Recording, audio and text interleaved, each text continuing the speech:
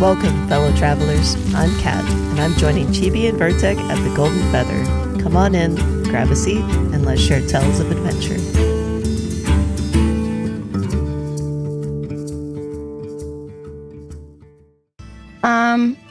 So I think I want to start with this one because we had the open hours conversation today, office hours with Intrepid in their Discord, and Viral, I think is how you pronounce this person's name, was one of the people that were a good portion of chatting for that. So he actually said that he had put out a forum post and he wants to see weapon mechanics in game with auto swap on ability. So I'm gonna kind of preface this since we have like 20 seconds left of this ad. So Viral says, I'll preface this discussion on I understand not all of the archetypes are complete and they're still hashing out combat. With the addition of augments to also provide change, I suspect even the default archetypes would have some of this incorporated. I do also remember the first mage stream, but this was a manual process and no ability associated with it. One of the features I'm looking forward to is the dynamic combat of using any weapon in the game regardless of class. So choice of weapon, type changes, the feel, pacing, speed, and other aspects of combat. Further specialization is achievable within each weapon's skill tree. Some ranged or melee abilities require a specific weapon to be equipped. Weapons that are equipped in the character's range offhand slots will be automatically swapped in and out as required by the skill. And players can select which weapon they use as their primary weapon for basic attacks.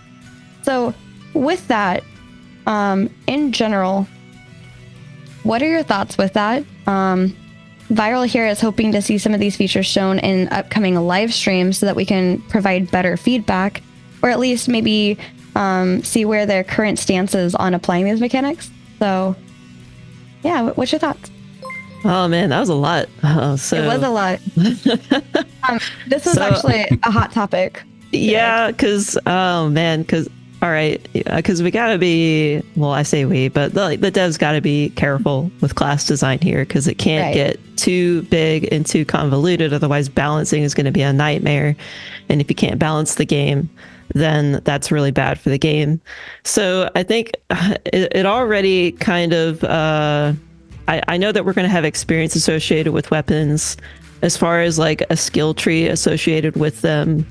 I guess it depends on the complexity of that skill tree. Like, in my opinion, if we're going to have talents and augments, that already adds 2 layers of complexity to your build.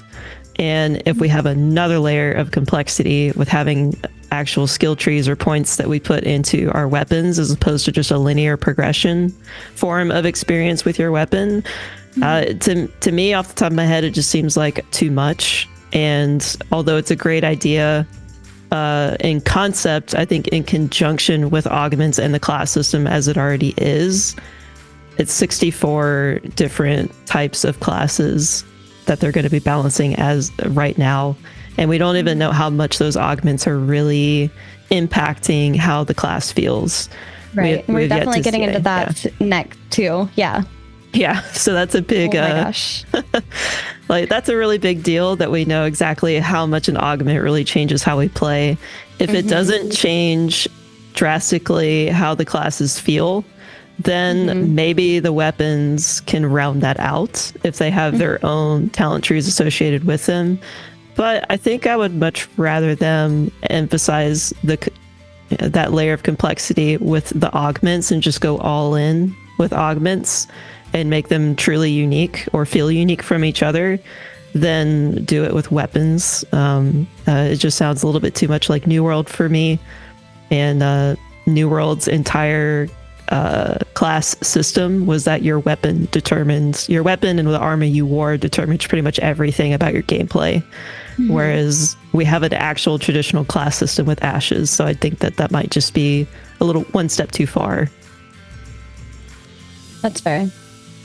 Yeah, and I know in Guild Wars 3, it's kind of the same thing. Your skills are decided by what 2 weapons you have sitting in your inventory. Personally, I think that the swapping of weapons automatically based on your skills might be a little bit excessive, but what I do like is having the ability to switch weapons, and then that alters the skills that you have available only in the fact that, say, a shield bash, you must have a shield equipped. It'll take you an extra half second or a second to manually equip that shield instead of your two-handed sword or whatever, and then you can use your shield bash. Right. But it's still available to you, it's still on your bar, it's just going to not do anything if you don't have the right weapon equipped. Right. But at least it's available to your character at any given time.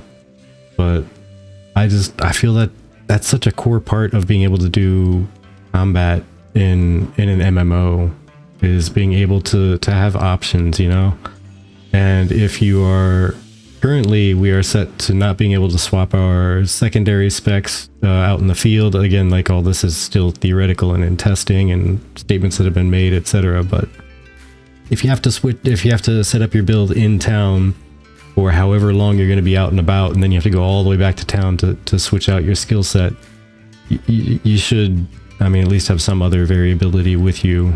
Be able to switch, say, from like a flame sword to an ice sword if someone's coming at you with whatever armor is weak to ice. Yeah. I like those ideas. The main reason why this topic kind of came up today was because when looking at the ranger class, there was a lot of very bow heavy skills. And that kind of begged the question, what if you have a different weapon? Then are those skills kind of useless? It's like the elephant in the room. Yeah. And it's one of those, Steven said anybody can use any weapon and any armor, but there's going to be some that are better geared towards that, like, class type. And there was something that was brought up. I was actually hanging out in our Discord with Chaffee, and Chaffee had mentioned it would be really cool if your secondary augment kind of augmented your weapon proficiency.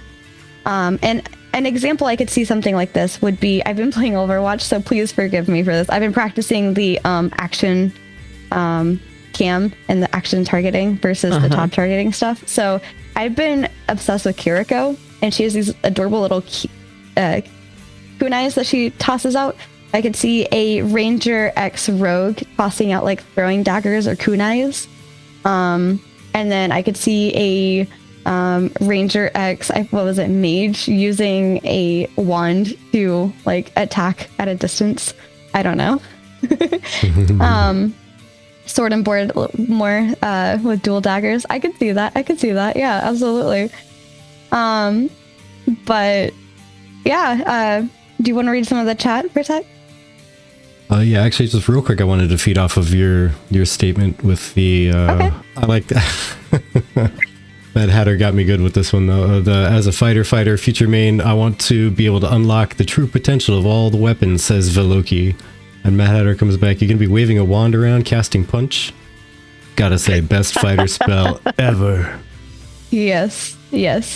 But Mad Hatter's next comment, though, you may have a sword, but that won't do anything to my air elemental. And see, that's kind of what I'm speaking about when I say it'd be nice to be able to switch weapons out, And I remembered what I was gonna say.